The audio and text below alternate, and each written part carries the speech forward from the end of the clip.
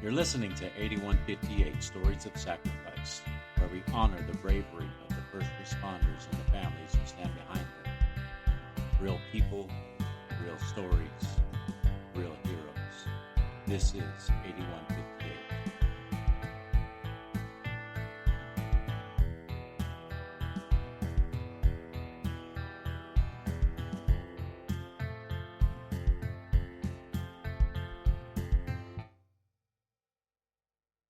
Welcome back to another episode of 8158 Podcast, Stories of Sacrifice. Today's guest is we have Josh Grandinetti. He is a retired fire captain from Arizona. Awesome guy. He's on the Thin Line Rock Station with us. He has some great content. We believe you guys should listen to his radio show, Foundation Fortified. And he also has the foundation, is Foundation Fortified, correct? That's correct. Yep. I've been with Thin Line for about just under 2 years now. Hosting midweek mindfulness every Wednesday. So you guys have been around for a few months, but it's good to have you as coworkers now. Right. Got that mutual connection. That's pretty cool. Absolutely. I've definitely enjoyed it. It's a great opportunity, and we are going to be promoting that as much as we can. We do have an event coming up soon. This month, it's called Hearts for Heroes. It's all a first responder vendor event. We're going to have the battalion chief from Danville. He's going to be there doing public relations. The sheriff from Boyle County will be there. They're going to bring a canine. We have vendors from all over, and also food trucks and stuff will be there. So we're going to have all kinds of stuff. Very cool. Yeah, it sounds like a project to plan. Yeah. And we've got, they're going to be providing baskets to raffle off from the sheriff's department and fire department and all that stuff. And we're going to be putting our own basket together to raffle off. Heck yeah. So, and all the proceeds from this vendor event is going to the William H. Bill Butler Jr. Foundation. Oh, very cool. Yeah. That's that awesome. Is a foundation that we had started for my cousin in honor of him. Well, I wish you all the luck in the world with that, man. I hope it's successful. Absolutely. And the other thing too, is we're going to the, Wilmington Mental Health Awareness Summit. Oh, wow. When is that scheduled for? February 20-something. Oh, all right. Yeah, at the end of February. So we'll be there from the 23rd to the 27th. And that's a long one. Yeah, we're going to meet up with Billy there because he's going to be there too. So nice. That's awesome. Yeah, that's going to be pretty great. So I did have some questions here for you. So growing up in Arizona, what kind of childhood did you have since you've been an Arizona native for your entire life? Yeah. Well, it was definitely hot. It's been hot my entire life here in Phoenix, Arizona. But, Arizona's kind of been a weird economic area for the last 20, 25 years. When I first grew up here, there was very little infrastructure. It was definitely still kind of holding on to that Wild West mentality. There's a lot more dirt roads. There was a lot more farming, a lot more cotton and stuff. And over the years, there's just been more economic development here. A lot of people have been moving from state to state, relocating here in Phoenix. So it's just been a big explosion of change pretty much my entire life. There's always construction going on somewhere. There's always a freeway having to be built and everything. So it was definitely a fast-paced change in the area my entire life growing up. So, Arizona's been good to me. I mean, I've always enjoyed not having to worry about daylight savings time. I've always enjoyed, avoiding tornadoes or blizzards and things like that. We didn't have a lot of weather to have to cope with. We'd get the occasional haboob, if you've ever seen those on the news, these big dirt walls that'll blow through the town that are a mile high and just thick as hell. But, Arizona's always been a really good state. I've always enjoyed it. So pretty awesome. And you had started working with your dad at the age of 10. How did that shape your work ethic and sense of responsibility? That's a good question. Grew up my first, I'd say 5-6 years growing up. I definitely lived under some pretty significant poverty. My parents were not well-off people. They struggled with some life choices early that made it even more of a challenge for them. But around the age of 10, my dad had gotten a couple different jobs working at a restaurant, and he decided he was going to start a tile cleaning business. He wanted me and my sisters, I have an older sister and a younger sister, he wanted us to have college opportunity to go and do something with ourselves. And he just he realized that working 2 jobs, 3 jobs at different restaurants wasn't going to cut it. So he started up his carpet cleaning business and enlisted me as his first employee. You get away with all those child labor laws when it's family business. Right. I found myself working as a janitor at first. My dad started his business as a janitor, and he would pick me up after school, and we'd go and we'd clean several different offices. My roles were vacuuming in the floors, and I had to take out the trashes. But it definitely taught me to get my priorities straight in school. Oftentimes I wouldn't have the time after school or on the weekends to do homework. So I'd have to nestle my time with my friends a little bit and get my homework and studies done before going to work. And that just became very standard for me growing up. I remember early in high school, my friends all started getting jobs at Hot Dog on a Stick or In-N-Out Burger or whatever it happened to be. They hated going to work, but I was just so used to it. It wasn't really much of a struggle for me. So I'd just been working, since I was probably about 10 with him, all the way through summers and on the weekends. And it definitely taught me to prioritize my goals and responsibilities so I could get everything accomplished. I definitely got rid of any procrastination bug I had in me early as a kid, because there was just a family business that took a lot of priority. A lot of my parents' resources were dedicated to this thing being successful. And I could tell early in my life, this was obviously very important to my family. And sure enough, when the business started to take off a little bit, my dad started to get some customers and some clientele. That was really the first time in my life where we kind of had a little bit of extra breathing room in my parents' budget. And although I wasn't familiar with their finances, I could tell the breathing room around the house got a little bit easier. And that was really rewarding to see my parents find that success. You know what I mean? It definitely opened the doors to college for me and my sisters, like I said. So it was good to see my dad be successful for not only himself, but for our family as he built a business. That's pretty awesome. So you definitely built up a work ethic that showed that you were, on time all the time, working hard constantly. Plus, obviously, you had to go to school. Yeah. Yeah.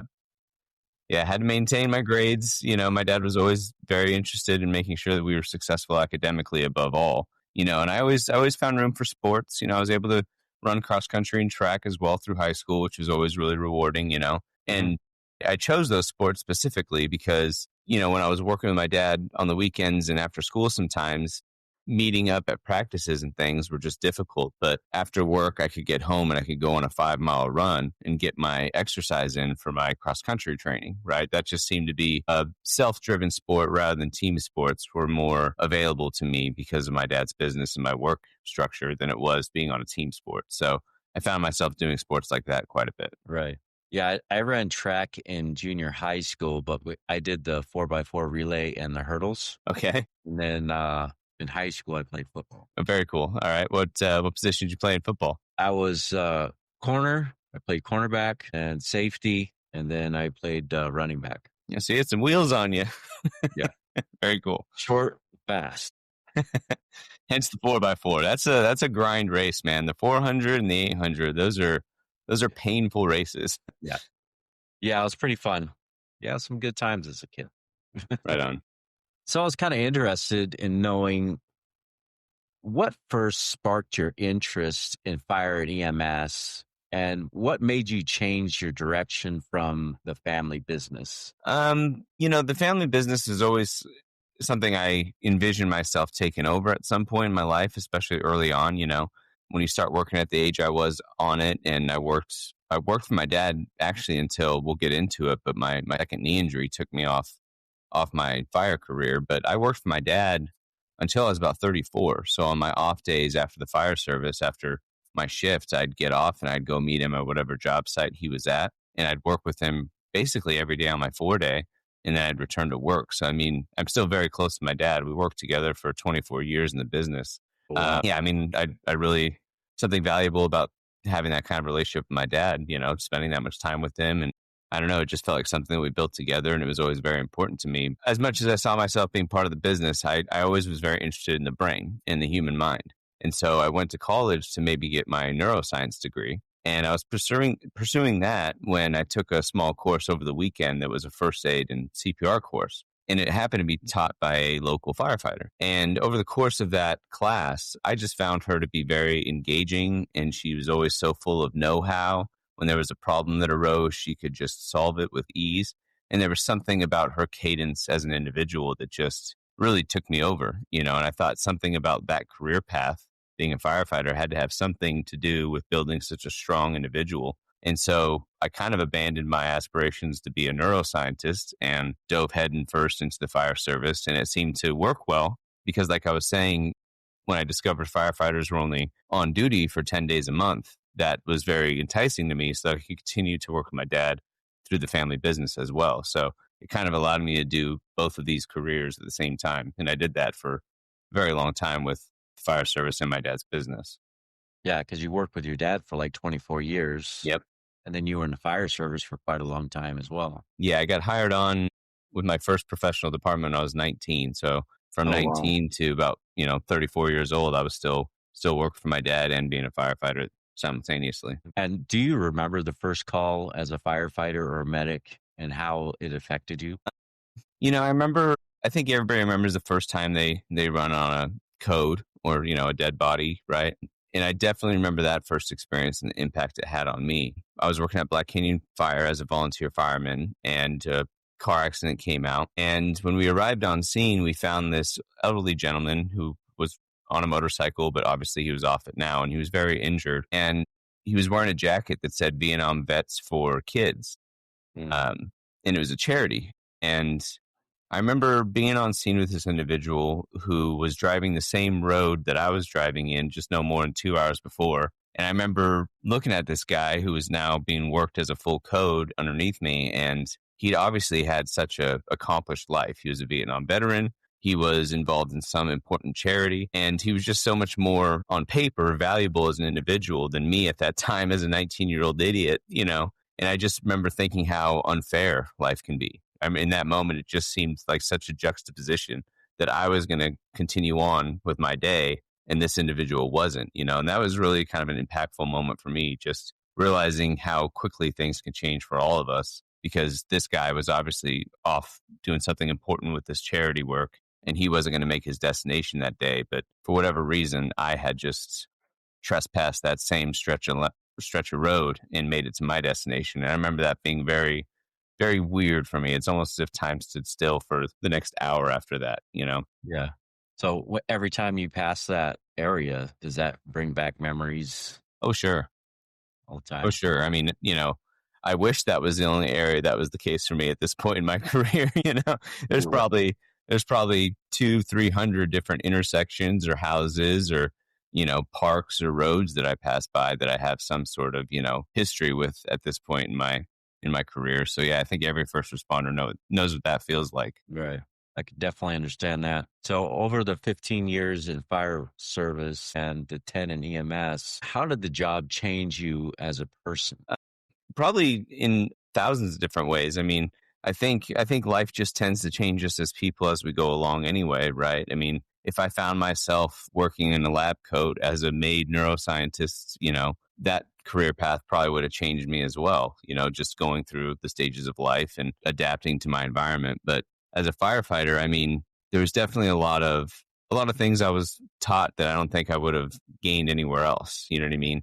Like I was saying earlier, that instructor of mine who I took that first aid and CPR class, she was so profound as a person to me at the time because she just knew how to get things accomplished. And it didn't, once I entered my fire academy, I realized, well, this is the kind of structure that's going to make you or break you to be able to accomplish things in life. There were you're given so many tools and you're given so much equipment and you're given so many different scenarios that you have to think about when you're a firefighter, whether it's a car accident, a fire, a heart attack or difficulty breathing. There are so many of these major problems in life that you're now responsible for. And you got to be able to calm yourself. You got to be able to understand this training and be able to execute these evolutions or medical procedures for people when they're in need. That it just started to change me, obviously, from the moment I decided I wanted to do it. There were negative changes as well. I found myself to be pretty anxious a few years into my career. I would arrive from home, and at that point in my life, I probably would have told you I was a very, kind of an angry person. My early 20s as I got into my career, and I struggled with decompressing after work. I struggled with that constant hypervigilance that so many of us are familiar with as first responders. And, that kind of came out of me with a little bit of anger and impatience around my personal life. But as I studied my own mind through mindfulness practice, I began to realize just I wasn't angry so much as I just was anxious, and Right. that anxiety would kind of come out of me as anger. But really, I was just kind of an anxious person. And my mindfulness practice certainly helped me understand that and then cope with that as I went further through my career. Definitely relate to that anxiousness and the anger, especially being a truck driver. Absolutely. I can imagine certain stretches are a little bit less exciting and more difficult to trespass than others. You know what I mean? Here in Arizona, it's just straight lines, man. It could be boring. I'm sure you can relate to how difficult that must be to drive through. Yeah. And having to deal with other drivers and people cutting you off and weaving Oh, in and out dude. of traffic. And it's like, especially in Louisville and Lexington, it is horrible. Yeah, I'm sure texting and driving hasn't made that lifestyle any easier. It makes it worse. Of course. Makes it totally worse. Yeah. It's pretty ugly.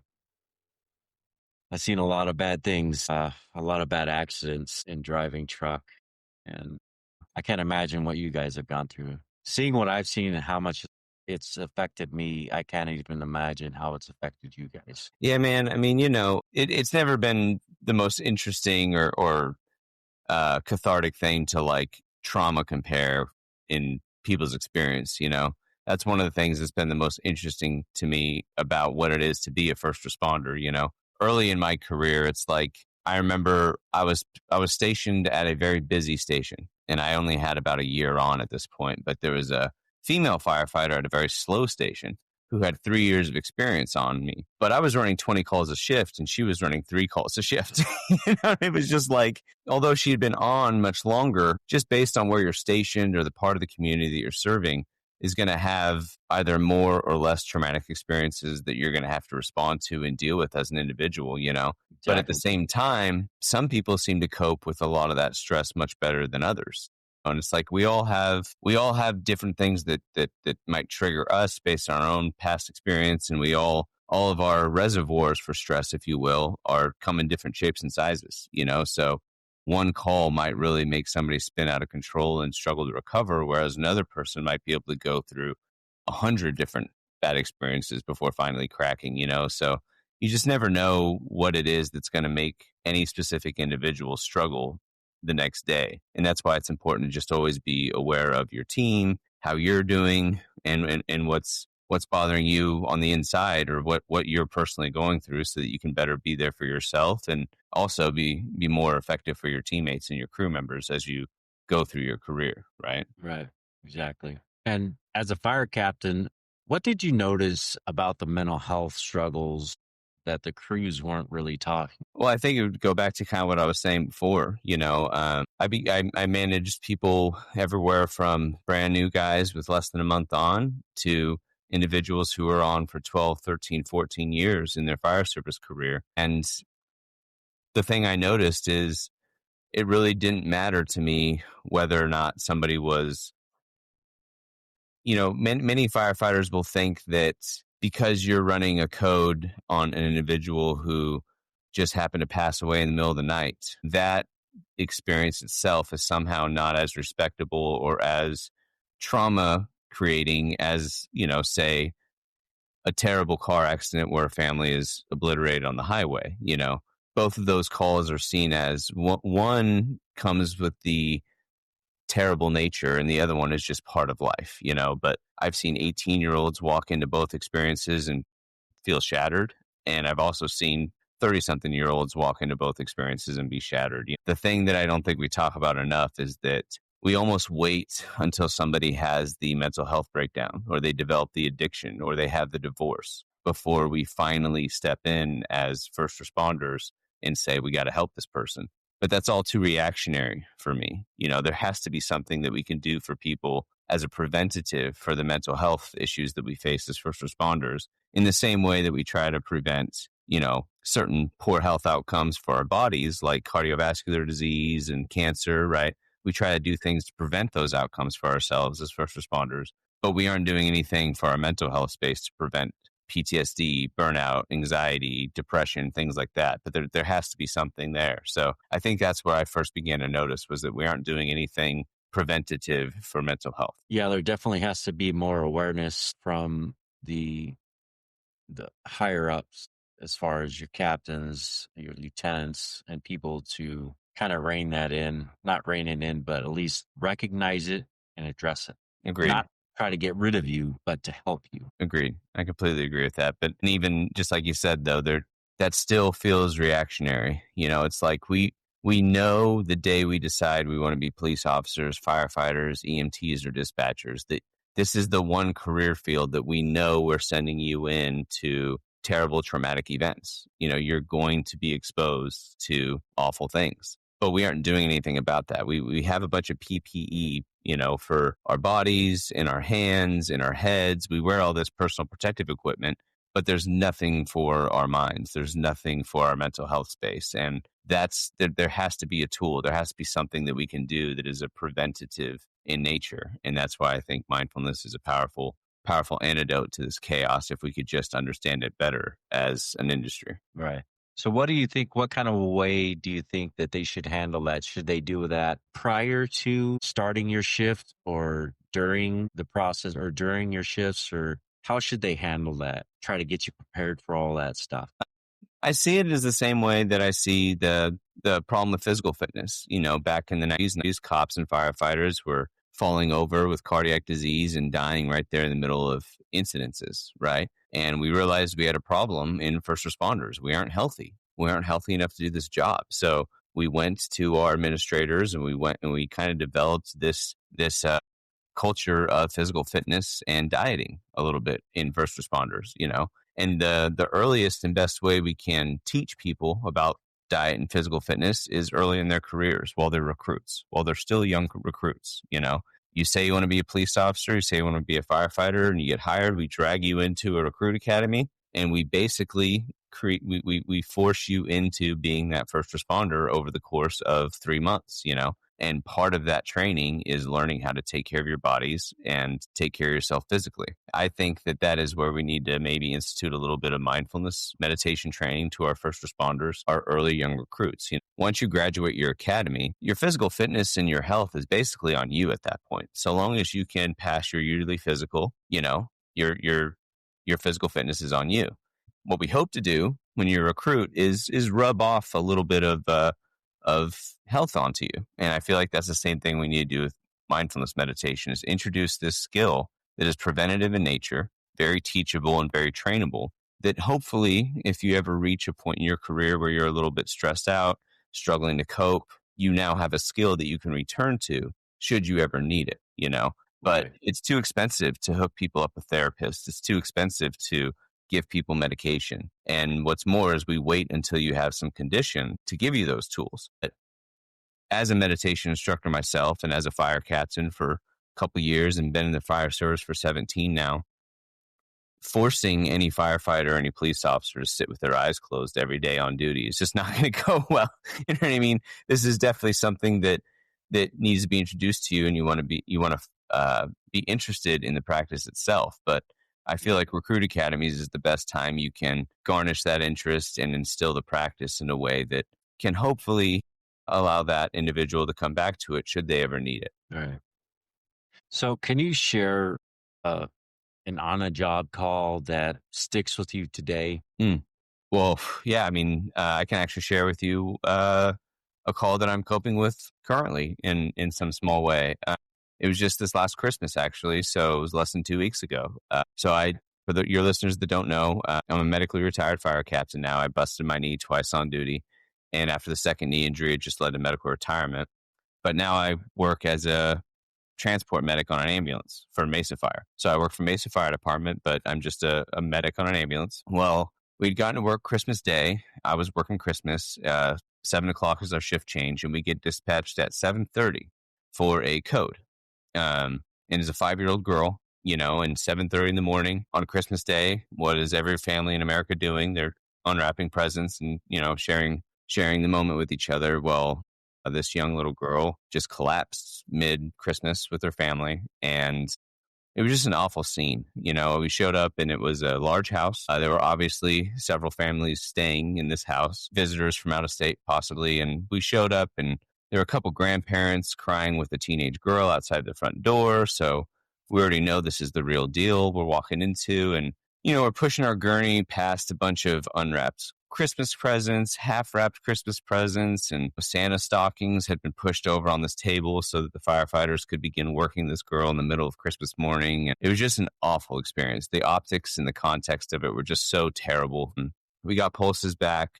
She began to get a little warm around her fingertips and feet again as we transported her. And she began trying to breathe on her own a little bit. And when we transferred care over to the hospital, we had her at a stable condition, and we left with a lot of hope.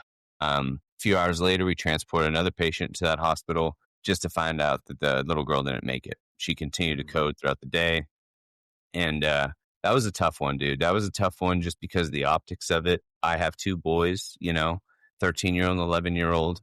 We all know how important Christmas morning is to us as a culture. And just to have something so awful happen and so early in the shift, I was so done with my Christmas shift after that call. I just wanted to go home. I just wanted to be done with the day. I felt like my job was done, So that's still a call that I don't think I've not thought about every day since it's happened. But yeah, I mean, those kind of experiences are just tough. And what you hope to do is give that young girl the best opportunity to see the next Christmas, and give her parents the opportunity to not bury their child, but unfortunately, despite your best efforts, sometimes things happen the worst possible time, and you don't get the result that you want as a public servant. So we will return after this quick ad break.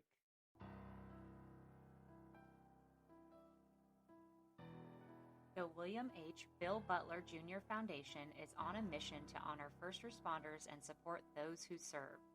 We provide scholarships for families who have lost a hero in the line of duty, offer second chances to juvenile offenders who are working to rebuild their future, and help new recruits pursuing careers as first responders.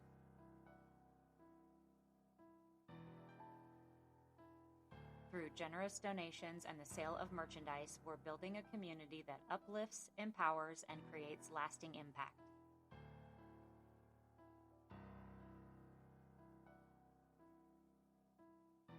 You can be a part of this mission as well. Visit 8158podcast.com to donate or shop today. Together, we can support those who serve, honor those we've lost, and give hope to those who need it most.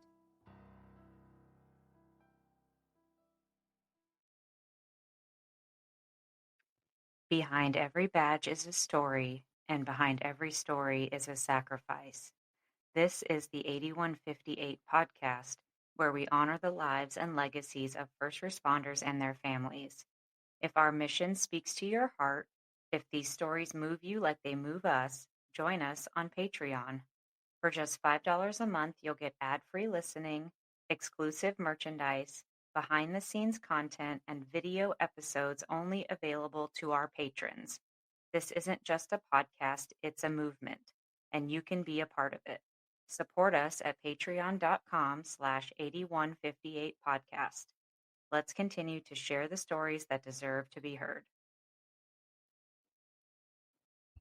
Yeah. So how do you personally cope with that kind of stress and the trauma from the job? This is where I'm going to obviously default to the same kind of things we hear all the time. I've got a spouse of 15 years, and she's definitely been my rock throughout the years. I have a good support structure with my family. I get some of the stress out through physical fitness, but now's the time where I definitely start to pitch mindfulness meditation as a coping mechanism, right? If you want to understand your mind, the best thing to do is sit down and observe it for several minutes a day. The way many of us try to cope with our stresses and the way we kind of deal with the things that are upsetting us as people is we try to avoid them. We, instead of facing the things that we're dealing with, we reach for that bottle or we reach for some activity that's going to distract us, and we're always trying to escape our mental prison that's bothering us, whether it's financial stress, whether it's emotional stress, whether it's, just difficult problems you're trying to go through with your life. We always try to distract ourselves from those difficult feelings and those uncomfortable moments within the mind and within ourselves. Whereas mindfulness meditation kind of teaches you to just just sit with these feelings and just sit with this stress, without reacting to it. So there you are trying to practice mindfulness a little bit and you're focusing on your breath and you can't help but notice that you're being bombarded with images from this Christmas call that you just ran. Yeah. And you just can't escape them no matter how hard you continue to try to focus on the breath. And so the only thing to do in that moment is just allow these images and these emotions to kind of play out within your minds, kind of just play out within your practice and study what that feels like within the body. And when you do that, you get good enough at doing that project. These mental prisons that we create for ourselves kind of have a way of collapsing once you're able to look at them directly, and in one moment you're just recapitulating every single thing that you saw. But then when you look at it directly, instead of avoiding it, you just kind of allow it to play out within your experience. Within very short order, you find yourself being able to breathe through the problem and not being so overtaken by what's bothering you, if that makes sense in any way. And that's really kind of one of the most powerful things about mindfulness meditation is the ability to notice that the things that are keeping us awake as first responders, the things that are keeping us pacing in our rooms or reaching for that next bottle, right? On some level, those are just mental events. They're just mental events that are keeping us kind of on this treadmill of stress. But when you look at them directly and you don't run from them, they tend to collapse fairly quickly on their own. And you can more easily move on past that moment and not let the next moment and the next moment be condemned by the same constant reoccurring thought pattern. Right. So I'm going to go back here a little bit. And you had spoke about that you were injured. You had torn your ACL back in 21. And also then you were injured again in November of 23. What was going through your mind when you realized that your career could possibly be ending? My surgeon was pretty upfront with me early in my second injury. My first knee injury, he was very excited to get me back to the truck. And he knew this was going to be, an ACL recovery isn't an easy recovery, but it's certainly recoverable. After my second knee injury, it was pretty obvious that there was a loss of tissue within that knee. And there was a loss of functionality within that knee because of that. That was just going to limit me from henceforth. And my surgeon was very upfront with me about that. He told me that, Josh, before you get started in your recovery, it would be a really good idea for you to begin to consider other career options, And when he told me that, I didn't believe it at first. I'm Josh Grandinetti. I'm fire captain. I'm Mr. Badass. There's no way I'm going to be limited by this thing. I got through my first knee injury. What would stop me now, right? Right. So I kind of went through that classic denial, right? Frustration, trying to make bargaining with myself or with the universe on if you would just give me this knee power back again. I kind of went through the normal stages like everybody else. And I was just really trying to understand this new way of myself. I mean, there were going to be limitations. My ability to go clean carpet with my dad that I've been working for 20 something years was under threat now. Having a bad knee and being on slippery tile floors isn't really a solution. It's not a good heuristic to live by there. And getting back on the fire truck and pulling hose and going into burning buildings was also something that was being lost. But it didn't take me long. I'd say after 3 or 4 months of not being able to walk, at some point, I just wanted to be that grandpa that could still take my grandkids someday to Disneyland and be able to walk around with them and hold their hands. At some point, I just wanted to be able to continue to help my kids play basketball and coach my basketball team. There were just the more important things I wanted in my life back, and the fire service became not a priority on that list, And there was this moment where I realized that not only is this knee injury significant and impactful in my life, but going back to my boys, they were 11 and 9 at the time. And dad, for the first time in their life, was literally on a couch for 4 months straight. And this was a significant moment in their lives as well. And I realized that there was going to be one of them or both of them someday are going to come to me with this story. And the story is going to go something like this. Dad, you were this guy before your knee injury. And then you were this guy after your knee injury. And no matter how great they could talk about who I was before my knee injury, I knew that I could make changes that would make me a better person for them after the knee injury. And I realized I just wanted that story to be as good as it could possibly be. I didn't want them to come to me and say, man, you were better before the knee injury. Once you got injured, you were worse. I didn't want that at all. So I wanted them to come to me someday and tell me how I made this knee injury better for them and for our family and for our lives.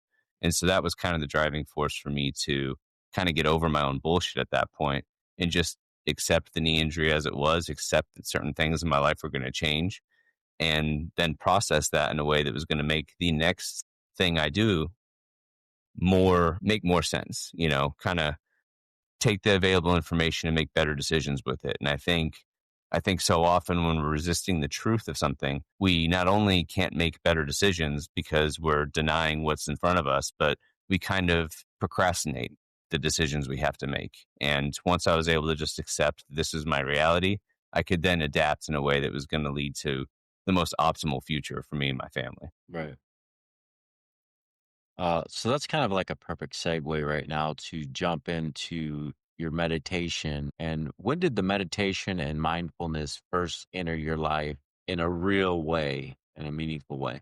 That's a good question. So I had started to seek out mindfulness meditation as a possible outlet for my anxiety, for my frustration earlier in my career. So I've been practicing meditation for about 12 years personally. But, for the first couple of years, I didn't really have anywhere to go, or I didn't really know what I was doing. So I would show up to this Facebook group and, show up to this person's living room who was hosting a meditation. And I'd have to say chants I didn't really understand. And sometimes I'd have to pray to deities I didn't believe in. And there was this whole religious structure to the practice that just seemed to be getting in the way of the actual practice. And so it wasn't until I discovered mindfulness meditation, which is more or less just a very structured scientific way of understanding the principles of meditation while also getting rid of the religious bullshit that comes with it, that I began to actually develop this skill of mindfulness a little bit in myself. And, all mindfulness is really the ability to stay aware of your moment to moment experience without judging it. So once I was able to not be so captured by my moment to moment thoughts, I began to notice certain behaviors change within my life. So something that was common in my family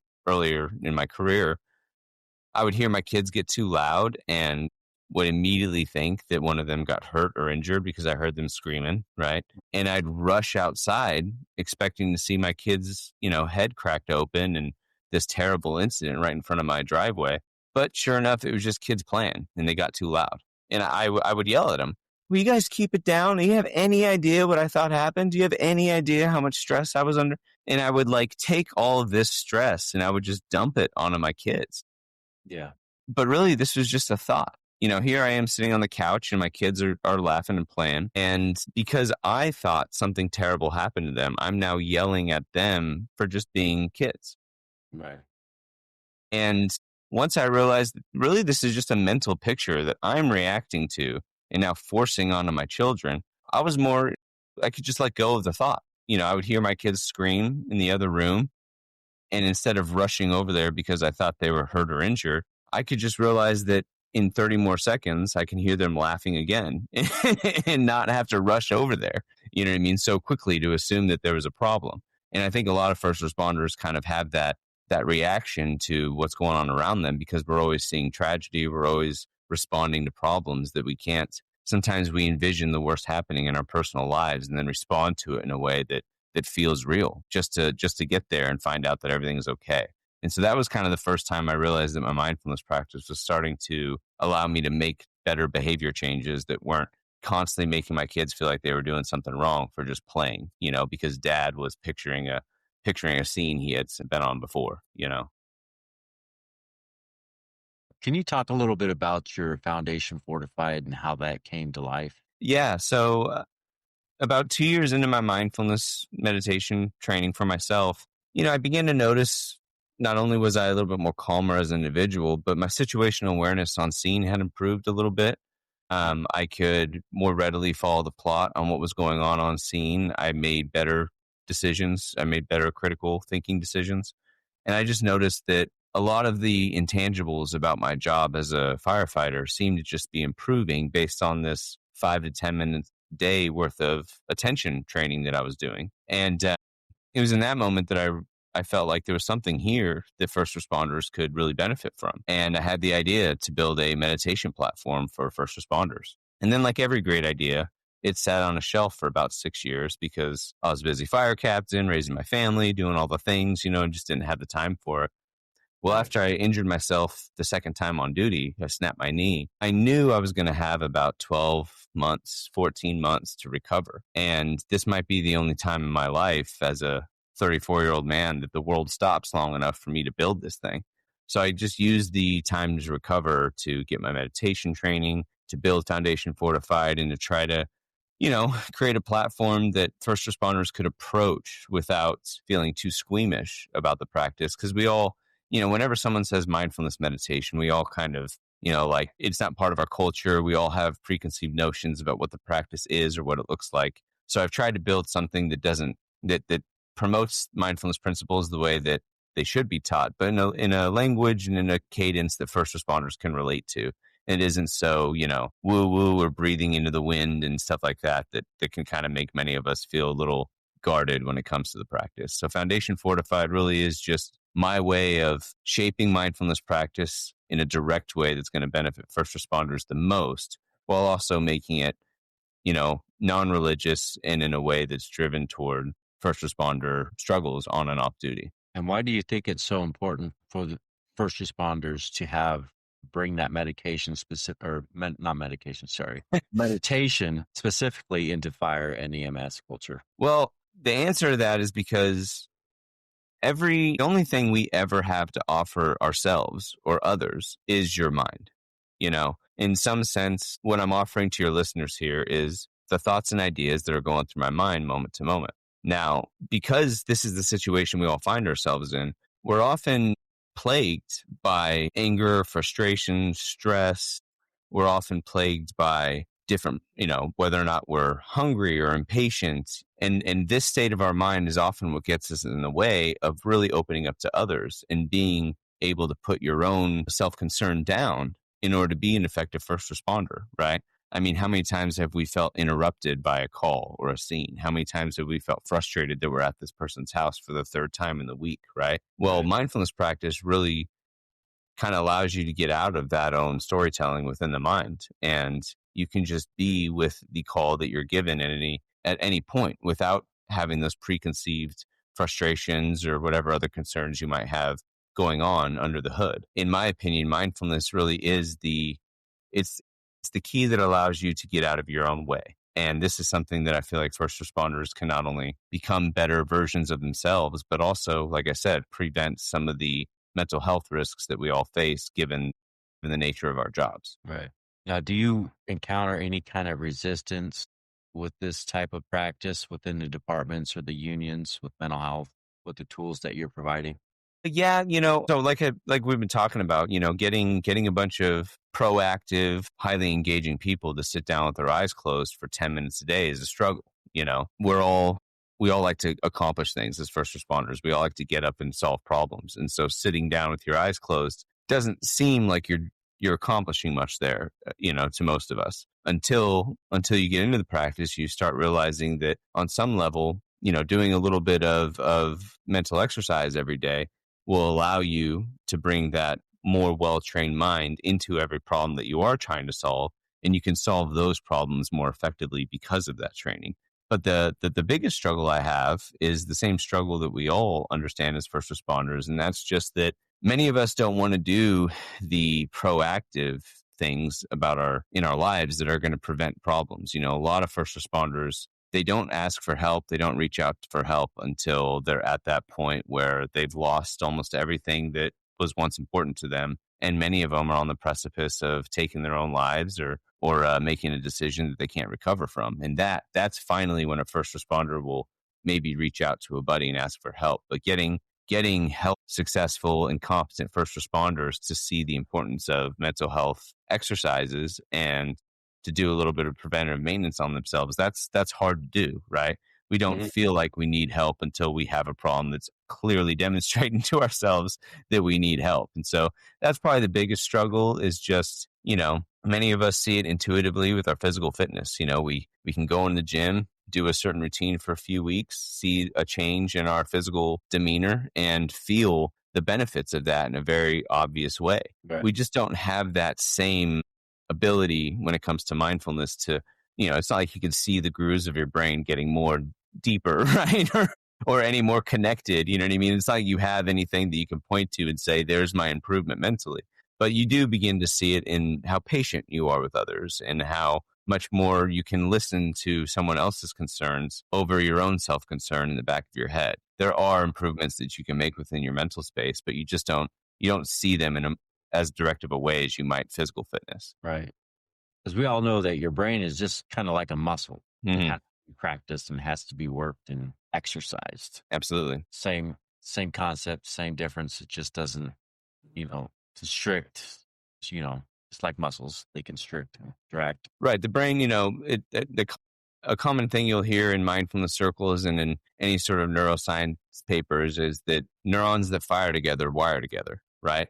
And so the more often you are stimulating a certain circuitry pattern within your own mind, the better that's going to get at firing and the more it's going to want to fire. It's kind of like a bunch of rivers, right? Some rivers feed into larger rivers. Those larger rivers feed into yet bigger ones themselves. And mindfulness is a way that you can practice being calm, being patient. You can practice compassion. You can practice letting go of frustration and anger and whatever else is going through your mind in a way that can, as you're stimulating those pathways within the mind, now when you get off the cushion and you're living your actual life in the real world, now you have more tools available within the mind to react rather than your brain's patent and favorite overreacting, getting angry. Now you have a mechanism in your mind that's been practiced a little bit, which is patience and a little bit of compassion to understand someone else's point of view.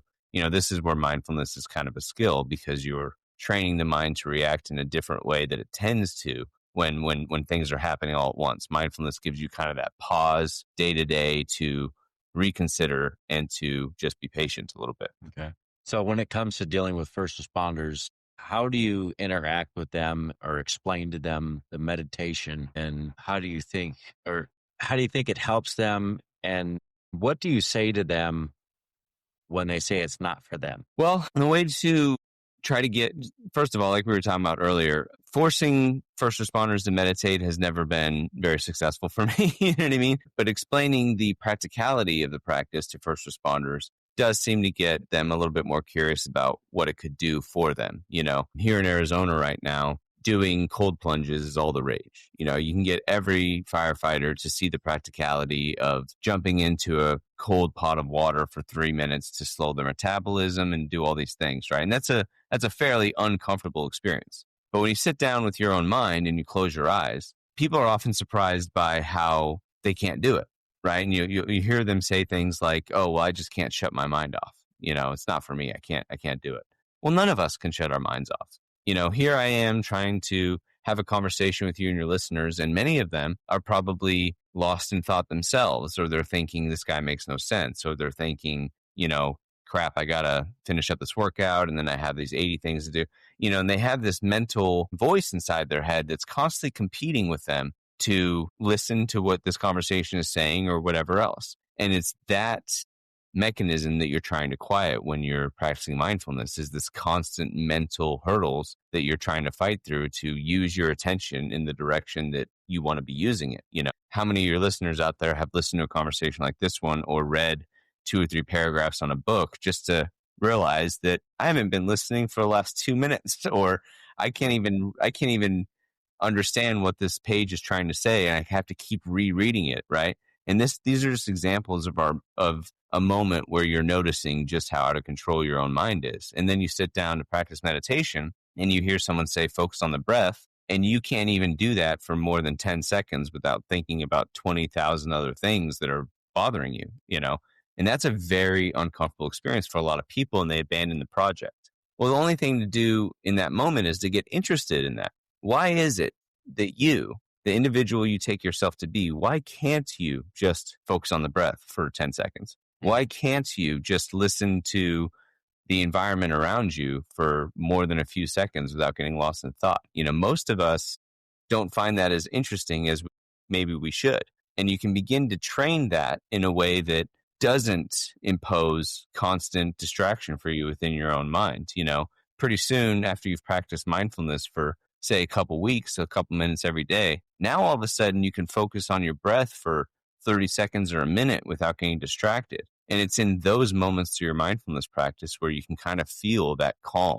You can feel that little bit of clear attention that we all looking for. Many of your listeners have had maybe a flow state where, they've practiced some skill, whether it's some piece of art or whether or not it's shooting a bow or whether or not it's some, sporting event. We've all practiced a certain skill, and we've been in the middle of doing this thing where we've just felt this flow experience come about us, right? Where all of a sudden the rest of the world disappears, and here you are just making this thing that you are now focused on, and you just feel kind of lighter, and everything seems to be smooth and organized, and you're just almost watching yourself create this piece or do this thing almost subconsciously, right? And that's kind of what that flow experience feels like for many of us. And mindfulness is kind of just doing that same thing, only you're trying to remain undistracted from first principle setting.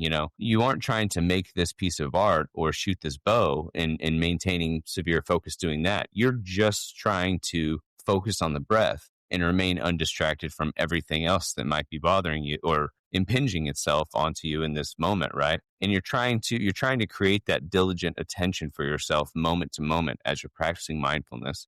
And anytime you bounce off that awareness or that focus, to try to come back. And every time you do that, every time you notice that you've lost your attention and you bring your attention back to, say, the breath, it's kind of like a bicep curl for the mind. It's kind of like a repetition. You get a little bit better at strengthening that focus within the mind. And that's kind of how mindfulness gets its practice, its reps in, is by strengthening that ability to focus your attention. Right. You're absolutely right. Definitely exercising the brain. Mm. Yeah, it's definitely, I remember when I first started practicing meditation, I couldn't do it at all. It was so hard for me. I'd be trying to focus on my breath, and I would be thinking about calls I had recently been on, or my to-do list, or I'd be worrying about some itch on my body, or I'd be noticing how hot the room was.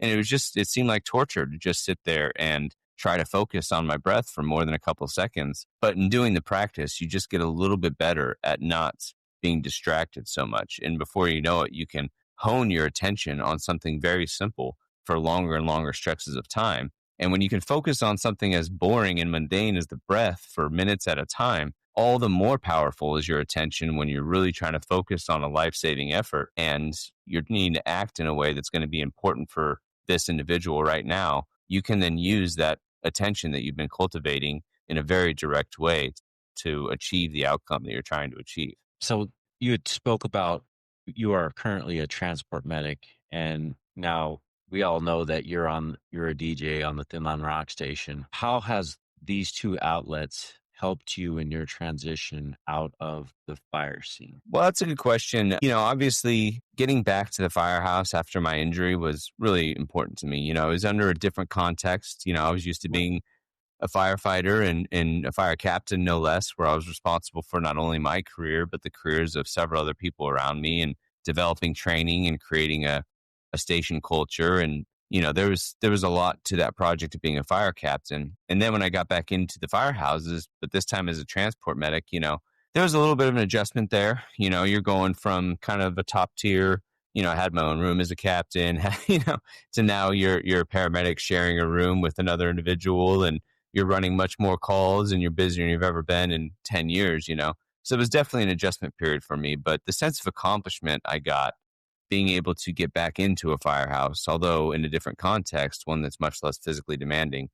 I wasn't ready to be done being a public servant. I wasn't ready to be done hanging out with my friends at the firehouse and goofing off and doing the job, So getting back to the fire station and getting back into a employment situation for my wife and my kids was obviously a great moment for me. Foundation Fortified and building the mindfulness platform and finding the Thin Line Rock Station, all of that has just been so great because it's given me a chance to take a cause that I find very important, mental health for first responders, and finding some sort of preventative way of avoiding some of these hurdles that many of us face. That's given me a new purchase on what it is I want to do with my career. I'm no longer going to be responsible for the careers of the people that are assigned to me as a captain, but now I have the freedom to be able to share a tool, a skill that has benefited me in my career and my personal life so much. I now have a little bit more time in a platform that I can begin to share that with other first responders who might be struggling or interested in finding something that can better ease the career choice they've made, and also find a little bit of joy in their personal life. You know what I mean? There's something about studying your own mind that you begin to notice just how craven your own mind is. Why is it that you always want that next thing before you can be happy? You know, we've all had those days where, you know, when you first become a firefighter or police officer and you get that badge, you know, you feel like this is the happiest day of your life. You're never going to want for anything again. You've just accomplished the biggest moment of your career in your life so far, just to get on the truck and be frustrated that you have to use that unit today. You know what I mean? You got to use the broken unit today, or be frustrated because you're now dealing with Mrs. Jones again for the third time in a week, like we said earlier. And, you know, we're always just constantly happy. You know, you find yourself happy one moment just to be discontent the next moment. And mindfulness can really allow you to understand the mechanism in the mind. And happiness is never more than just a moment away if you can just recognize and be grateful for the position you happen to be holding in this corner of the world, you know. And Right. that's another skill that mindfulness is very good at. It's just finding simple joy in the day-to-day, moment-to-moment experiences of our lives, rather than waiting for that time once a year where you take that 1 week vacation and you're sitting on the beach with your family and everything's amazing, you know. We all wait for the world to organize itself that way so that we could finally be happy. But we don't realize that in this moment, there's nothing in principle that can't be just as joyful and interesting as a day on the beach with your family as this simple conversation can be with the podcast and, you know, fully investing in this experience right now. That's just as fulfilling as anything else that we're doing. But many of us can't recognize that because our brain is always telling us, you need this to be happy, you need that to be happy. Right. Yeah. Physical things or monetary things, those kinds of things, but they're not really fulfilling. Hmm. Exactly. For first responders who might be listening that possibly could be injured or are burnout or maybe have lost their identity, what do you want them to hear from you right now? Just that, you know, any state that you find yourself in, whether you are burned out or you are going through some struggle, or maybe you're having the best day that you've had in the last 10 years, you know, these are all states of your mind. You know, what in principle is different about this random day that you find yourself on? Maybe you're listening to this on a Wednesday versus any other Wednesday that you find yourself. You know, you have a mind that is creating your moment to moment experience, and you can be injured or burned out. And just to realize in the next moment that you have, here you are in the prime of your life, right? And you're young and you're healthy, and it won't always be that way. And life has a way of continually changing. Life is impermanent. Things are always changing. And what makes us suffer isn't that things are changing, but we want things to stay the same. You know, and first responders, we hate change, but we also hate when things stay the same. You know what I mean? And the Right. sooner you can accept that you're going to constantly be thrusted with more challenges in life, and your career is going to constantly present you with new things to worry about. If you spend your entire career stressed out, anxious, and frustrated, you're going to end up getting to the end of that career and not being very satisfied with what you've accomplished, you know. And there's a way in which you can appreciate the small victories and the things that might seem like they aren't worth much in the moment, but in the end are going to be incredibly valuable to you as you go through your career. So I just think that most first responders need to recognize that, you know, here you are, you're doing the job that at one point you wanted more than anything else in the world. And we all have our challenges, we all have our struggles, but there has to be something that we can do in order for you to find that little bit of extra motivation for you in your career. Right. Now, for our listeners, how can they reach out to you in your foundation, and how can they get in touch with you as far as getting to that meditation and maybe getting help from you with that aspect? Sure. Yeah. You can go to my website, foundationfortified.org. What you'll find there is you'll find a free course for anybody that's interested. You know, I feel like mindfulness, the tools of the practice should be accessible to all first responders. Kind of like what I said, I believe that, you know, if you're teaching a recruit academy and you don't know where to start with mindfulness, but you think it's something that's worthwhile, you can go to foundationfortified.org, sign up for the free course, and just hit play for your recruits. And there's going to be about 3 or 4 different teachings and about 20 different meditations on that free side that anyone can have access to, so they can at least understand what they're trying to do when they are practicing mindfulness, what the goals are, and have a little bit of sets and reps there for you to practice. I also have a subscriber side that is very inexpensive. It's like $50 annually. And that's just so that, creating the content costs a little bit of money. And, it's just a way to support my work more than anything. But if you're looking for a place to actually develop some mindfulness tools and to get into meditation a little bit more deeply, on my subscriber side, there's more content there as well. But you can find me there at foundationfortified.org.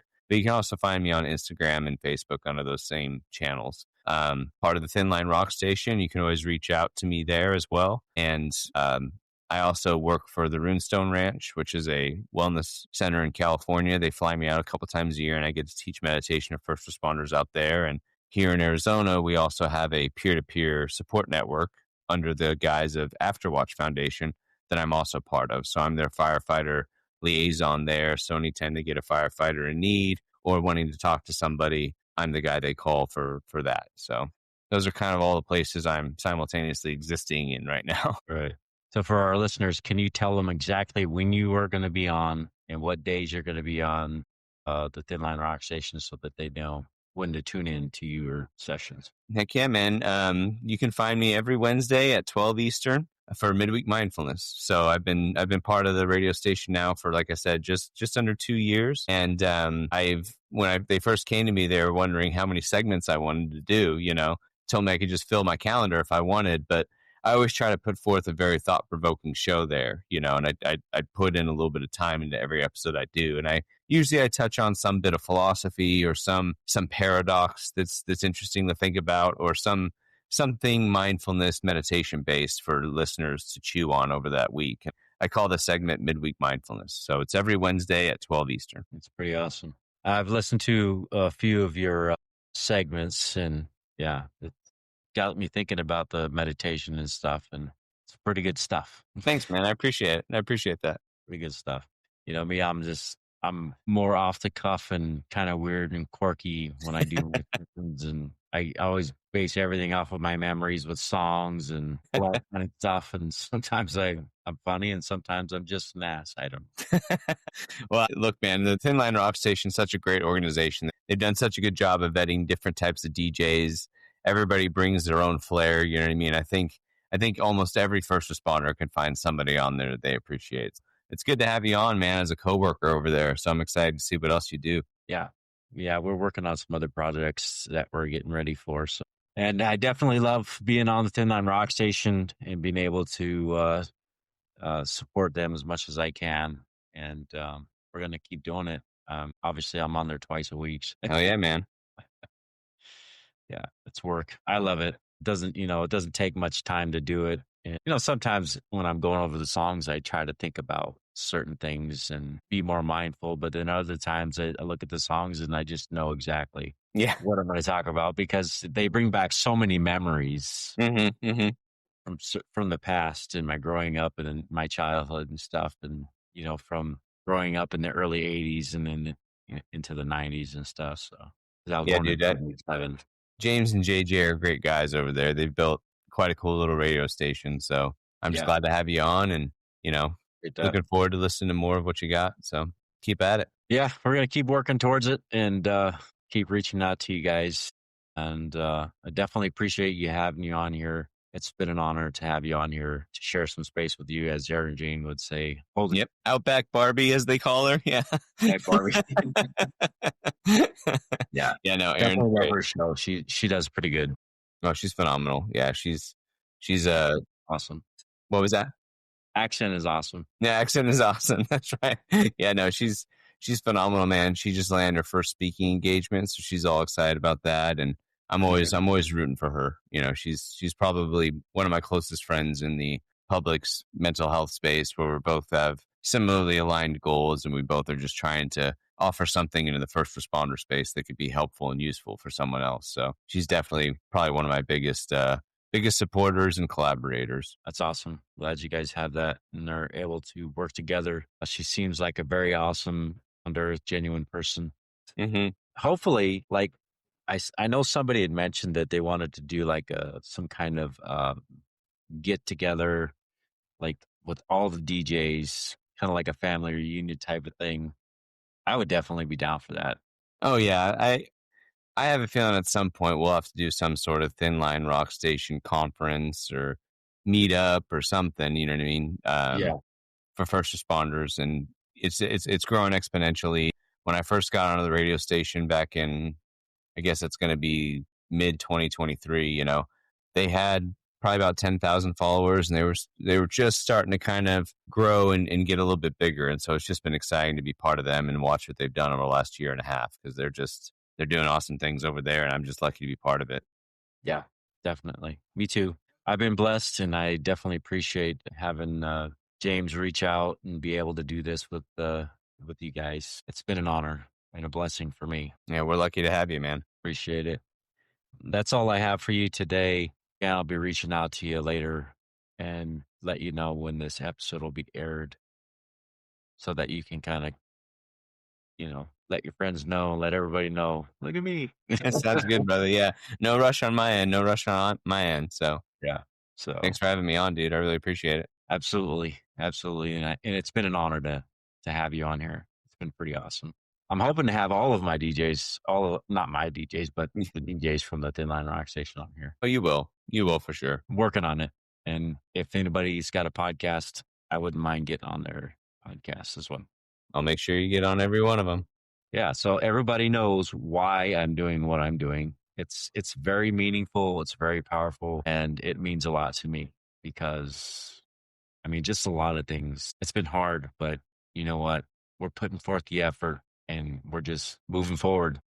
That's all you can do, man. That's all you can do. But it's been good talking with you, buddy. I'm glad we finally got this opportunity to get you on here and to hear some more of your story, your background story, and hear some about your meditation. And hopefully with our other listeners, because most of our listeners are first responders, hopefully they'll reach out to you and help, get some help from you. Yeah, I look forward to hearing from anybody, man. Anybody that found the episode interesting or engaging, please don't be afraid to reach out. Absolutely. Reach out.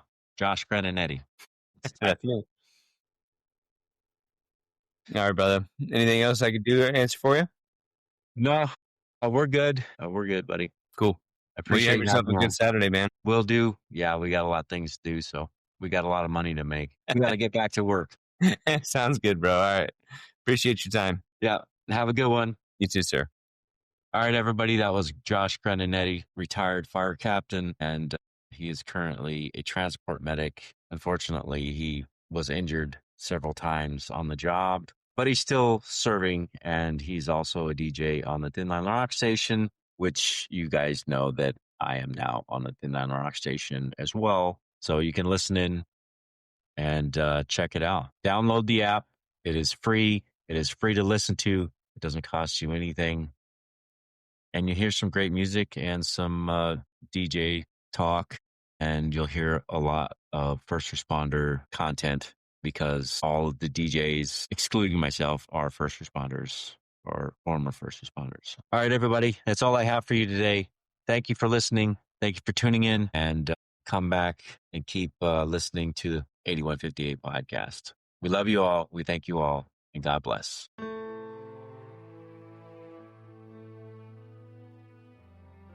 Thank you for joining us on 8158 Stories of Sacrifice. Every story we share is a tribute to the courage and resilience of first responders and their families. If this episode impacted, encouraged, or inspired you, please subscribe, leave a review, and share with someone who supports first responders. Follow us on all social media platforms at 8158 Podcast for updates. 8158 Stories of Sacrifice is a team effort. Rico brings the stories to life through casting, writing, original music, and editing. Brianne Shipley as production manager, handling booking, social media, graphics, promotion, marketing, website management, and logo design. Please visit our website at 8158podcast.com. For questions, collaborations, or to share your story, our email address is contactus@8158podcast.com. Until next time, let's continue to honor the legacies and remember the sacrifices of those who served every brave man and woman on the front lines protecting and defending us all. This is Rico signing off and honoring 8158.